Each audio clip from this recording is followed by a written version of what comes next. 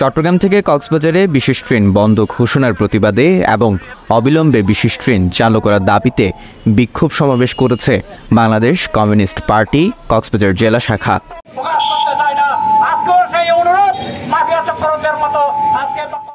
রোববার বিকেলে শহরের পুরাতন শহীদ মিনার প্রাঙ্গণে এই বিক্ষোভ সমাবেশ অনুষ্ঠিত হয়। ছাত্র ইউনিয়ন কক্সবাজার সংসদের সভাপতি মুক্তাদিল জয়ের সঞ্চালনায় অনুষ্ঠিত সমাবেশে সভাপতির বক্তব্য রাখেন কমিউনিস্ট পার্টি জেলা শাখার সাধারণ সম্পাদক অ্যাডভোকেট নাসির উদ্দিন। কক্সবাজারবাসী আমাদের এখানে 22 থেকে 23 লাখ মানুষের বসবাস। আমার কথা আমাকে বলতে হবে। আমার এই কথা বলার জন্য সংসদ সদস্যদের মুখের দিকে চেয়ে থাকলে হবে না।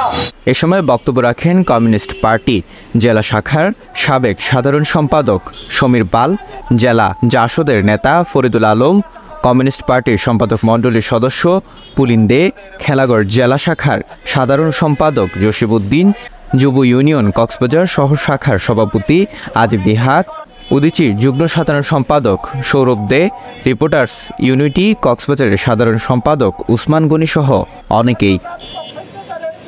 বক্তারা বলেন, নানা প্রকল্পের নামে কক্সবাজারের মানুষ শত শত একর জমি দিয়ে যাচ্ছে। ছাড় দিতে দিতে কক্সবাজারের মানুষের এখন পিঠ দেয়ালে ঠেকে গেছে। একদিকে রোহিঙ্গার চাপ, অন্যদিকে দ্রব্যমূল্যের ঊর্ধ্বগতি।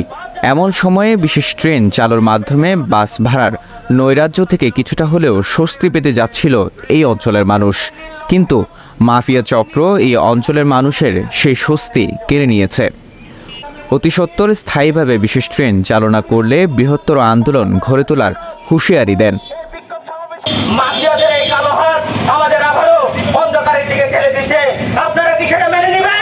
আমি বিশ্বাস করি বাংলাদেশের বিশেষ করে কক্সবাজারের সাগর পাড়ের কোনো মানুষ সেটি মেনে নেবে না।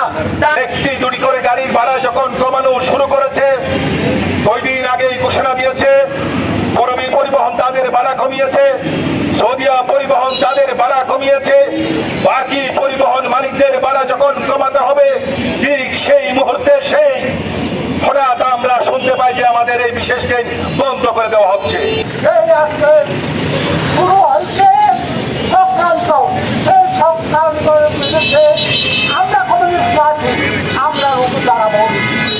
বিক্ষোভ সমাবেশে যুব ইউনিয়ন নেতা আনোয়ার হাসান চৌধুরী, মুসাদ্দেক হোসেন আবু, রাহুল মহাজন, আব্দুর রশিদ মানিক সহ অনেকে উপস্থিত ছিলেন। News desk, CCN.